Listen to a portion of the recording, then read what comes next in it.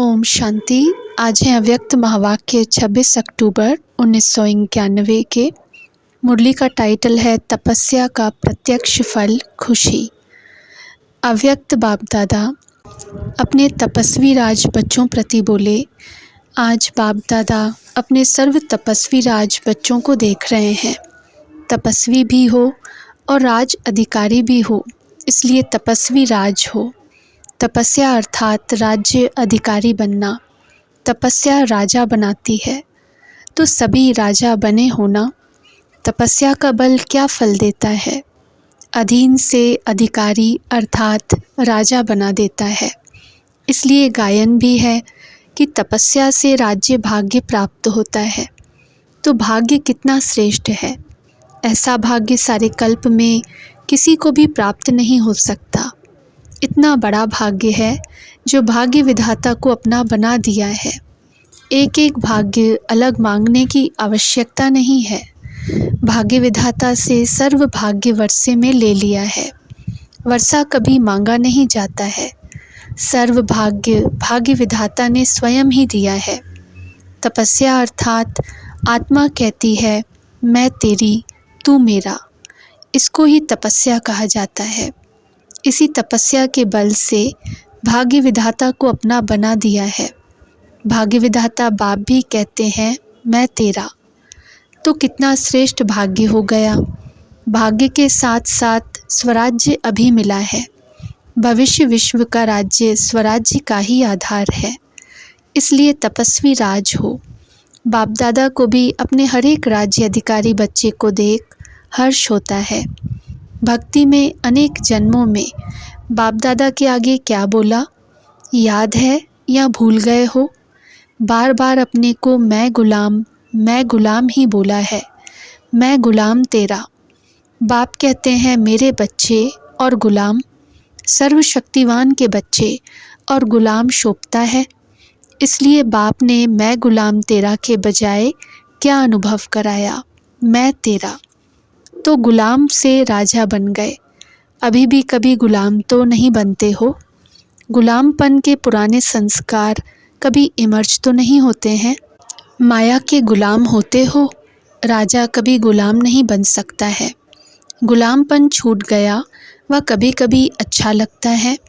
तो तपस्या का बल बहुत श्रेष्ठ है। और तपस्या क्या करते हो? तपस्या में मेहनत करते हो। बाप दादा ने सुनाया था कि तपस्या क्या है? मौज मनाना। तपस्या अर्थात बहुत सहज नाचना और गाना। नाचना गाना सहज होता है, वह मुश्किल होता है। मनोरंजन होता है, वह मेहनत होती है। तो तपस्या में क्या करते हो? तपस्या का प्रत्यक्ष फल है खुशी। तो खुशी में क्या होता है? नाचना। तपस्या अर्थात खुशी में नाचना और बाप के और अपने आदि अनादि स्वरूप के गुण गाना। तो यह गीत कितना बड़ा और कितना सहज है। इसमें गला ठीक है व नहीं ठीक है इसकी भी ज़रूरत नहीं है। निरंतर यह गीत गा सकते हो। निरंतर खुशी में नाचते रहो। तो तपस्या का अर्थ क्या हुआ? नाचना और गाना कितना सहज है। माथा भारी उसका होता है जो छोटी सी गलती करते हैं। ब्राह्मण जीवन में कभी किसका माथा भारी हो नहीं सकता। हॉस्पिटल बनाने वालों का माथा भारी हुआ? ट्रस्टी सामने बैठे हैं ना, माथा भारी है। जब करण करावनहार बाप है तो आपको क्या बोझ है? यह तो निमित्त बनाकर भाग्य बनाने का साधन बना रहे हो। आपकी जिम्मेवारी क्या है? बाप के बजाय अपनी जिम्मेवारी समझ लेते हैं तो माथा भारी होता है। बाप सर्वशक्तिवान मेरा साथी है तो क्या भारीपन होगा?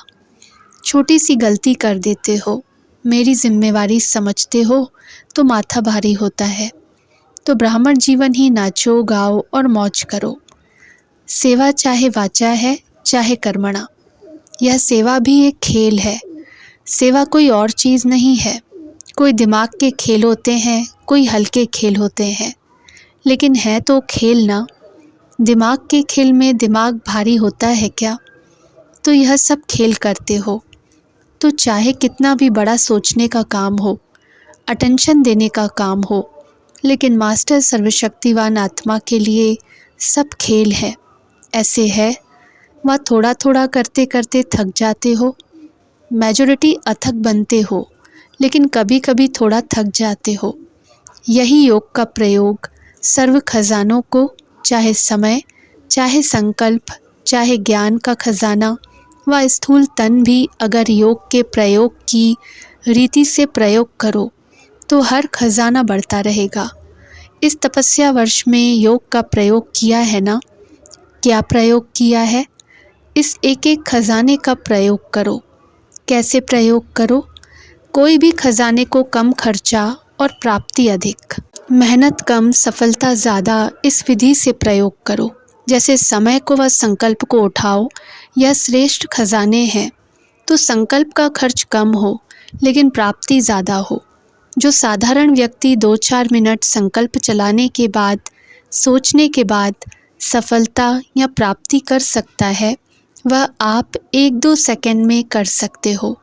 जिसको साकार में भी ब्रह्मा बाप कहते थे, कम खर्चा बाला नशीन। खर्च कम करो लेकिन प्राप्ति 100 गुना हो। इससे क्या होगा? जो बचत होगी, चाहे समय की चाहे संकल्प की, तो बचत को औरों की सेवा में लगा सकेंगे। दान पुण्य कौन कर सकता है? जिसको धन की बचत होती है। अगर अपने प्रति लगाने जितना ही कमाया और खाया तो दान पुण्य कर नहीं सकेंगे। योग का प्रयोग यही है। कम समय में रिजल्ट ज़्यादा, कम संकल्प से अनुभूति ज़्यादा हो, तभी हर खजाना औरों के प्रति यूज़ कर सकेंगे। ऐसे ही वाणी और कर्म, कम खर्चा और सफलता ज़्यादा, तभी कमाल गाई जाती है। बाप दादा ने कमाल क्या की? कितने थोड़े समय में क्या से क्या बना दिया। तब तो कहते हो कमाल कर दी। एक का पदम गुणा प्राप्ति का अनुभव करते हो, तब कहते हो कमाल कर दिया। जैसे बाप दादा का खजाना प्राप्ति और अनुभूति ज़्यादा कराता है, ऐसे आप सब भी योग का प्रयोग करो। सिर्फ यह गीत नहीं है कि बाबा आपने कमाल कर दिया है। आप भी तो कमाल करने वाले हो, करते भी हो, लेकिन तपस्या के चलते हुए समय में मेजॉरिटी की रिज़ल्ट क्या देखी? तपस्या का उमंग, उत्साह अच्छा है, अटेंशन भी है, सफलता भी है, लेकिन स्वयं प्रति सर्व खजाने यूज़ ज़्यादा करते हो। अपनी अनुभूतियाँ करना यह भी अच्छी बात है, लेकिन तपस्या वर्ष स्वयं प्रति और विश्व सेवा प्रति ही दिया हुआ है। तपस्या के वाइब्रेशंस विश्व में और तीव्र गति से फैलाओ। जो सुनाया कि योग के प्रयोग को और अनुभव की प्रयोगशाला में प्रयोग की गति को बढ़ाओ। वर्तमान समय सर्व आत्माओं को आवश्यकता है आपके शक्तिशाली वाइब्रेशंस द्वारा, वायुमंडल द्वारा परिवर्तन होने की। इसलिए प्रयोग को और बढ़ाओ। सहयोगी बच्चे भी बहुत हैं। यह सहयोग ही योग में बदल जाएगा। एक हैं स्नेही सहयोगी और दूसरे हैं सहयोगी योगी और तीसरे हैं निरंतर योगी प्रयोगी। अभी अपने से पूछो मैं कौन? लेकिन बाप दादा को तीनों ही प्रकार के बच्चे प्रिय हैं। कई बच्चों के वाइब्रेशंस बाप दादा के पास पहुँचे हैं। भिन्न भिन्न प्रकार के वाइब्रेशंस हैं। जानते हो कौन सी बात बाप के पास पहुँची है? इशारे से समझने वाले हो ना। इस तपस्या वर्ष में जो कुछ हो रहा है, इसका कारण क्या? बड़े बड़े प्रोजेक्ट कर रहे हो, इसका कारण क्या? कोई समझते हैं कि यही तपस्या का फल है, कोई समझते हैं तपस्या वर्ष में यह क्यों। दोनों वाइब्रेशंस आते हैं, लेकिन यह समय की तीव्र गति और तपस्या के वाइब्रेशन से आवश्यकता का पूर्ण होना, यह तपस्या के बल का फल है। फल तो खाना पड़ेगा ना। यह ड्रामा दिखाता है कि तपस्या सर्व आवश्यकताओं को समय पर सहज पूर्ण कर सकती है। समझा? क्वेश्चन नहीं उठ सकता कि यह क्यों हो रहे हैं। तपस्या अर्थात सफलता सहज अनुभूति हो। आगे चलकर असंभव कैसे सहज संभव होता है, यह अनुभव ज़्यादा से ज़्यादा करते रहेंगे। विघ्नों का आना यह भी ड्रामा में आदि से अंत तक नोंद है। यह विघ्न भी असंभव से संभव की अनुभूति कराते हैं और आप सभी तो अनुभवी हो ही गए हैं, इसलिए विघ्न भी खेल लगता है। जैसे फुटबॉल का खेल करते हो तो क्या करते हो, बॉल आता है तभी तो ठोकर लगाते हो। अगर बॉल ही ना आए तो ठोकर कैसे लगाएंगे, खेल कैसे होगा। यह भी फुटबॉल का खेल है। खेल खेलने में मज़ा आता है ना, या मूंझते हो, कोशिश करते हो ना कि बॉल मेरे पाँव में आए मैं लगाऊं। यह खेल तो होता रहेगा, नथिंग न्यू। ड्रामा खेल भी दिखाता है और संपन्न सफलता भी दिखाता है। यही ब्राह्मण कुल की रीति रस्म है। अच्छा, इस ग्रुप को बहुत चांस मिले हैं, किसी भी कार्य के निमित्त बनना, किसी भी प्रकार की विधि से निमित्त बनना, अर्थात चांस लेने वाले चांसलर बनना।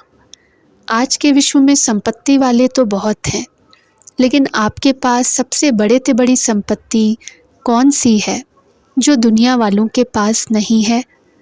और उसी की आवश्यकता संपत्ति वालों को भी है तो गरीब को भी है। वह कौन सी संपत्ति है? सबसे बड़े से बड़ी आवश्यक संपत्ति है सिंपथी।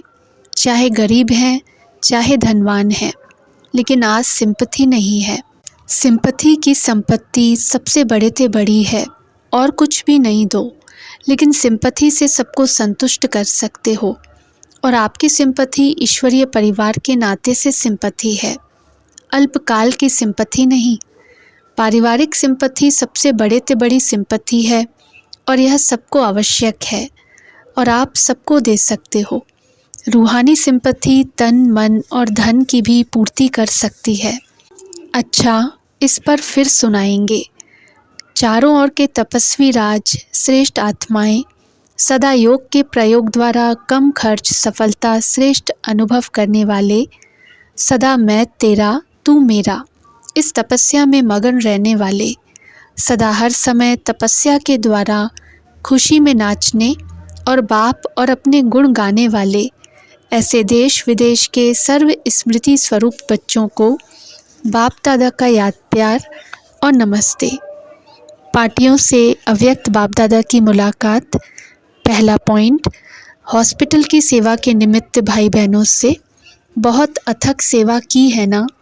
अथक सेवाधारी को बाप दादा के दिल का स्नेह और हर समय का सहयोग स्वतः ही प्राप्त होता है। तो आप सब ने कार्य किया या कोई ने कराया? किसी ने कहा बाबा ने कराया, तो बाप दादा कहते निमित्त आपने किया ना। अगर करेंगे नहीं तो पाएंगे नहीं, इसलिए करने के निमित्त बनना अर्थात पाना। हर एक ने अपना अपना बहुत अच्छा कार्य किया। बिना सर्व के उंगली डाले कार्य संपन्न नहीं हो सकता। इसलिए जो भी सभी बैठे हो, सभी को अपने अपने कार्य की मुबारक हो। अभी समझते हो ना कि यह कोई बड़ी बात नहीं, ऐसे तो और भी बना सकते हैं, या यही बहुत मुश्किल है? सहज हो गया ना। कोई भी मुश्किल अगर आती भी है तो खेल के लिए आती है। समझो खेल कर रहे हैं। कभी भी मुश्किल को मुश्किल नहीं समझो, मनोरंजन समझो तो मुश्किल सहज हो जाएगी। यह निमित्त बनना भी भाग्य की निशानी है। भाग्य आपको खींच कर ले आया। अनेक आत्माओं की दुआएं प्राप्त करने का भाग्य, यह कम बात नहीं है। यह विरले को प्राप्त होता है। जिन्होंने भी हार्डवर्क किया और समय पर कार्य पूरा किया, सबको पदम गुणा मुबारक हो। बाप दादा वतन में बैठे भी देखता है कि क्या क्या कौन कर रहा है, चाहे दूसरा कोई देखे या न देखे, लेकिन बाप दादा सबको देखते हैं। सबके मन का रिकॉर्ड और तन का रिकॉर्ड दोनों ही देखते हैं। ज्ञान सरोवर सालगांव के लिए, वहाँ भी सभी ने बहुत अच्छी सेवा की। दिन रात लगकर जंगल को मंगल बनाना, यह बहुत बड़ी सेवा है। उन्हों को भी विशेष मुबारक। हॉस्पिटल के दूसरे फेज़ के लिए वरदान देते हुए बाप दादा ने कहा, यह भी अनेक आत्माओं के अनेक जन्मों के जीवन को श्रेष्ठ बनाने का फाउंडेशन हो जाएगा। निमित्त यह पत्थर का फाउंडेशन लगाते हैं, लेकिन अनेक आत्माएं दुआओं के भंडार से भरपूर हो आपको दुआएं देती रहेंगी। तो यह फाउंडेशन लगाना अर्थात दुआओं के पात्र बनना। इसलिए और दिल से उमंग से तन मन धन मन वचन कर्म सबसे बढ़ाते चलो और अपने साथ औरों के जीवन को श्रेष्ठ बनाते चलो। जैसे पहले उमंग उत्साह से किया है, उससे भी ज़्यादा उमंग उत्साह से यह कार्य संपन्न हुआ पड़ा है। सब निमित्त हैं। अच्छा, दूसरा पॉइंट, सदा अपने को होली हंस समझते हो? होली हंस का कर्तव्य क्या होता है? होली हंस अर्थात जो सदा सत्य और असत्य का निर्णय कर सके। हंस में निर्णय शक्ति तीव्र होती है, जिस निर्णय शक्ति के आधार पर कंकड़ और रतन को अलग कर सकते हैं। रतन को ग्रहण करेगा और कंकड़ को छोड़ देगा। तो होली हंस अर्थात जो सदा निर्णय शक्ति में नंबर 1 हो, नेगेटिव को छोड़ दे और पॉजिटिव को धारण करे। देखते हुए सुनते हुए न देखे न सुने, यह है होली हंस की विशेषता। तो ऐसे हो या कभी नेगेटिव भी देख लेते हो।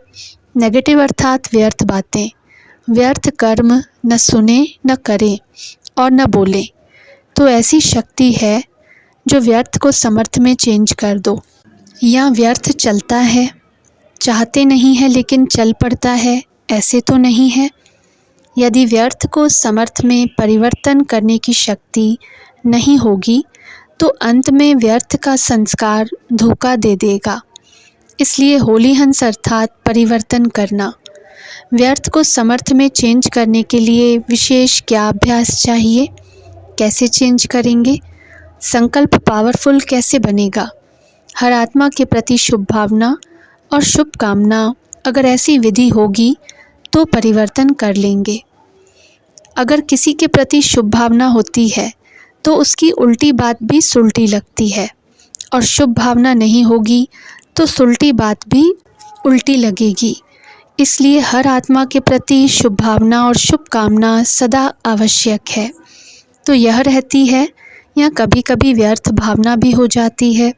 अपनी शुभ भावना व्यर्थ वाले को भी चेंज कर देती है।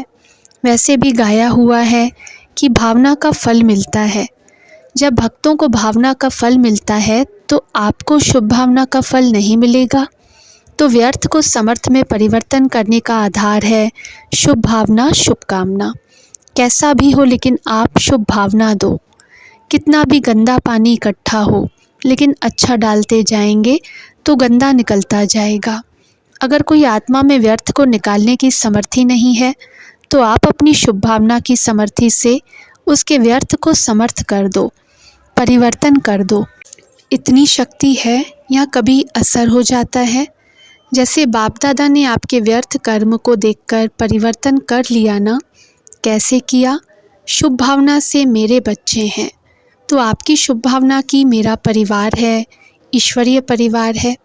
कैसा भी है, चाहे वह पत्थर है, लेकिन आप पत्थर को भी पानी कर दो। ऐसी शुभ भावना और शुभ कामना वाले होली हंस हो। हंस को सदा स्वच्छ दिखाते हैं, तो स्वच्छ बुद्धि हंस के समान परिवर्तन करेंगे, अपने में धारण नहीं करेंगे। तो संगम योगी होली हंस हैं, यह स्मृति सदा रखनी है। हंस सदा कहाँ रहते हैं? सरोवर में। तो आप सभी कहाँ रहते हो? ज्ञान सरोवर में। और कहाँ तो नहीं चले जाते। स्थान भी कितना बढ़िया है, सरोवर, और स्थिति भी कितनी बढ़िया है। जो सदा ज्ञान सरोवर में रहते हैं उनकी स्थिति समर्थ होगी या व्यर्थ होगी? तो सदा अपनी बुद्धि के स्थान और स्थिति को चेक करो। स्थान से स्थिति बनती है। सदा यह स्मृति रहे कि मैं हूँ ही होली हंस। जैसे प्रदर्शनी में चित्र रखते हो, न बुरा देखो, न बुरा बोलो, न बुरा सुनो। यह चित्र किसके लिए रखते हो? औरों के लिए। तो सारे दिन में चेक करो कि जैसा चित्र है वैसी ही चलन रही। क्योंकि अगर कोई व्यर्थ करता है और आपने सुन लिया तो समय किसका गया? देख लेते हो तो सोच किसका चलेगा? आपका चलेगा ना। नुकसान किसका हुआ? उसका या आपका? दोनों का नुकसान हुआ, लेकिन आप अपना नुकसान नहीं करो। स्व परिवर्तन से दूसरे का परिवर्तन कर सकते हो। दूसरे का परिवर्तन हो तो मैं परिवर्तन हूँ, तो न वह बदलेगा न आप बदलेंगे। दोनों रह जाएंगे। तो होली हंस अर्थात स्व परिवर्तन द्वारा औरों को परिवर्तन करें। आपकी शुभ भावना और शुभकामना वाणी से भी ज़्यादा काम कर सकती है। किसी के भी सामने जाओ, आपकी रूहानी भावना और कामना हो तो वह परिवर्तन अवश्य होगा। अच्छा, मधुबन निवासियों से, मधुबन निवासी चैतन्य दर्शनीय मूर्तियाँ हो। मधुबन में सब क्या देखने आते हैं? क्या मकान देखने आते हैं? मधुबन निवासियों को देखने आते हैं। तो मधुबन निवासी चलते फिरते चैतन्य दर्शनीय मूर्त हो। चलते फिरते आपका दर्शन होता रहता है। ऐसे हर कर्म करते अपने आप को दर्शनीय मूर्त समझकर चलते हो या कभी साधारण भी हो जाते हो। मंदिर में देखा है, हर कर्म का दर्शन होता है। अभी भगवान सो रहा है, अभी नहा रहा है, अभी खा रहा है, अभी श्रृंगार कर रहा है, सबका दर्शन होता है। इससे क्या सिद्ध होता है कि हर कर्म करते दर्शनीय मूर्त, इसलिए हर कर्म का दर्शन होता है। तो ऐसे दर्शनीय मूर्तियों का कितना महत्व है। मधुबन वालों ने कितनी दुआओं का स्टॉक जमा किया है, हिसाब है। अच्छा, दुआएं सिर्फ लेते हो या देते भी हो? जो भी कर्म करो, दुआएं लो और दुआएं दो। जब भी कोई श्रेष्ठ कर्म करता है तो सबके मुख से दुआएं निकलती हैं। हर कर्म में दुआएं दो और दुआएं लो तो सभी के मुख से निकलेगा कि कमाल है, बहुत अच्छे हैं, वाह। ऐसे उमंग उत्साह के बोल निकलेंगे। ऐसे कर्म यादगार बन जाते हैं। तो दुआएं लेने व देने में बिज़ी हो या सिर्फ कर्मणा में बिज़ी हो, कोई भी काम करो लेकिन खुशी लो और खुशी दो। दुआएं लो, दुआएं दो। जब अभी संगम पर दुआएं लेंगे और देंगे तब आपके जड़ चित्र द्वारा भी दुआ मिलती रहेगी। अभी जमा करते हो तभी मिलती है। अच्छा, सभी खुश रहते हो। जो स्वयं खुश रहता है उससे अन्य स्वतः ही खुश होते हैं। तो सबसे बढ़िया काम है खुश रहना और खुश करना। सेवा का भाग्य तो है ही है, मौज भी है और सेवा भी है। मधुबन का अर्थ ही है मौज। मधुबन में रोज़ फंक्शन होते हैं ज्ञान सरोवर के लिए। बाप दादा ने कहा, जैसे लक्ष्य रखेंगे वैसा होना कोई बड़ी बात नहीं है। इतने सब ब्राह्मण आत्माओं के सहयोग की उंगली जहाँ है वहाँ पहाड़ क्या रहेगा। इसलिए जैसा लक्ष्य वैसा होता है और होता ही रहेगा। अच्छा, ओम शांति।